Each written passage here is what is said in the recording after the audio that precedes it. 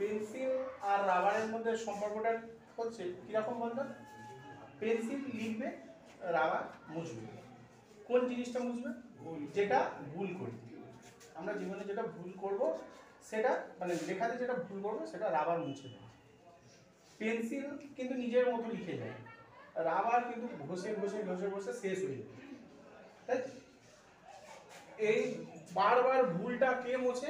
আমাদের লাইফ যদি আমরা যদি পেন্সিল হই, তাহলে রাবার কারা? টিচাররা এবং মা বাবা আমাদের ভুলগুলো বারবার মুছে মুছে ঠিক করে দেয়। এদের ভবিষ্যতে বিশেষ করে মা বাবা এদেরকে রেসপেক্ট করবি, যা বলবে তাই শুনবি। একটা জিনিস, তোরা লাইফটা কিছুই দেখিস না এখন, তোদের সীমাবদ্ধতা সিঙ্গুর, চন্দননগর, আনন্দনগর, এই রেঞ্জটার ভিতরে, এর বাইরে তোরা লাইফটাকে এখন কিছুই দেখিস না। তাই তোদের ইচ্ছার বিরুদ্ধে যদি কিছু যায় সেটাকে মেনে নিবি, মেনে নিতে শিখবি, কারণ তারা লাইফটাকে পুরোটা দেখে ওই জায়গায় পৌঁছেছে। টিচার বল, স্কুল, এর পরবর্তী হবে কলেজে যাবি, কলেজের টিচাররা যেটা বারণ করবে, এটা করো না, এটা করো, সেদিকে নজর দিবি, কেন বলছে আমাদের বিশ্লেষণ করবি। মা বাবা সাফল্য কখনো শর্টকাট কি ধরবি না, শর্টকাট প্রসেস ধরে এ বললো এটা করে দাও এক্ষুনি হয়ে যাবে, 5 দিনের মাথায় এটা হয়ে যাবে, ওই পদ্ধতিতে যাবি না। যেখানে শর্টকাট মেথড আছে জানি সেখানে ঝোল আছে, সেখানে কিছু বিপদে পড়ার চান্স সব থেকে বেশি।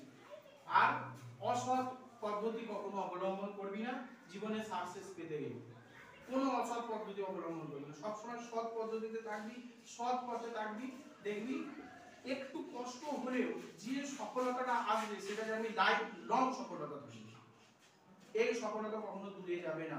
আর যে শর্টকাটে সফলতা পাবি সে কিন্তু ক্ষণিকের কালারিং ওয়ার্ল্ড দেখে নিবি, কিন্তু তারপর সব সময় সারা লাইফ ব্ল্যাক অ্যান্ড হোয়াইট।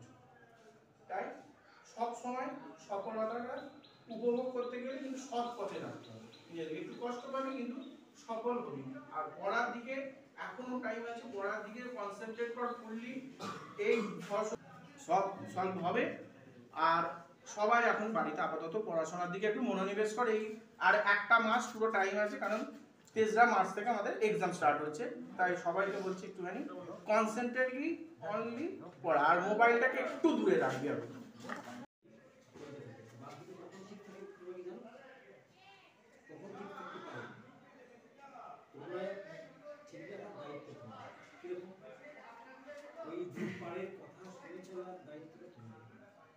তাহলেই তুমি নদীটা ঠিকমতো লাইন জায়গায় যাচ্ছ। এটা রেফারেন্সটা স্যার খুব সুন্দর দিয়েছে। আর একটা কথা বলি, তোমরা মানে জীবনের তোমাদের প্রথম দিকেই বলা হয়েছিল তোমরা আসো, একেবারে একটা দারুণ সময় তোমরা কাটিয়ে গেলে। আজকে তোমরা হয়তো এখনো বুঝতে পারছো না, আজ থেকে 1 বছর 2 বছর 3 বছর 5 বছর 10 বছর পরে দেখবে তোমাদের জীবনে এই যে সময়টা গেল, এটা কত মধুর, কত আনন্দময়, কত মানে উপভোগেরই বলো, কত বন্ধু ছিল সবার মধ্যে, আদান প্রদান বা যোগাযোগ যা কিছু বলে এটা প্রিয়। এরপরে তোমরা যখন কলেজে যাবে, বিশ্ববিদ্যালয়ে যাবে, তোমাদের কিসে প্রবেশ করবে, কর্মজীবনে প্রবেশ করবে, সেখানেও বন্ধুত্ব হবে। দেখবে এই যে আজকে যারা তোমরা বন্ধু, এই বন্ধুরা আবার একটা সময় পরে ধীরে ধীরে এরাই ক্লোজ হয়। কি ধ্যানন্দ একদম তাই। কারণ আমরা তোমাদের কথাটা বলতে পারছি, কারণ আমরা প্রত্যেকেই মানে এই অভিজ্ঞতাটা আমাদের এসেছে। হ্যাঁ, শেষকালে গিয়ে দেখা গেল এই বন্ধুরাই তোমাদের আসল। এবং এই যে স্কুল জীবন, স্কুলের স্মৃতি, ওই বিশ্ববিদ্যালয়ের আঙিনা ঝাঁচকচকে একটা বিল্ডিংয়ে গিয়ে ক্লাসরুমে গিয়ে এরপরে হয়তো তুমি পড়াশোনা করতে পারো, কিন্তু তোমার মনে একেবারে দাগ কেটে থাকবে এই এই ক্লাসরুম, এই দাগ পড়া ক্লাসরুম, হ্যাঁ, ঝাঁচকচকে বিল্ডিংটা তোমার মনে থাকবে না, এটাই থাকবে। তারপরে আসছে তোমাদের ক্যারিয়ারের কথা। দেখো, প্রত্যেক মানুষের জীবনের সামনে না ফাঁকা জায়গা, শূন্যস্থান।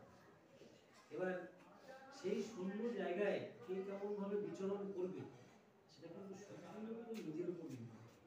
নিজে মানে আমরা যদি ধরো একটা হাওয়া করে একটা বুদবুদ ছেড়ে দিল। সেই বুদবুদ তার আপন গতিতে এদিক ওদিকে চলবে, কোথাও কেউ গিয়ে হয়তো ভালো একটা জায়গায় নিয়ে আশ্রয় নেয়, কথা বলছি, কেউ আবার নর্দমায় গিয়ে পড়ে, কেউ কোনো বুদবুদ ফুলের উপর গিয়ে পড়ে,